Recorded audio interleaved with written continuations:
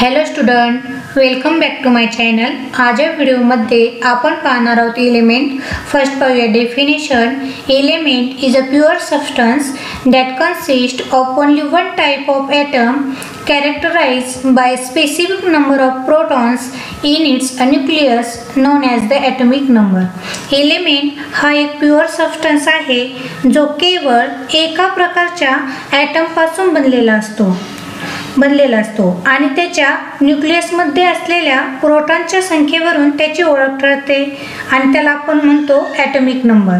Next, elements are the building blocks of matter and cannot be broken down into simpler substances by chemical means.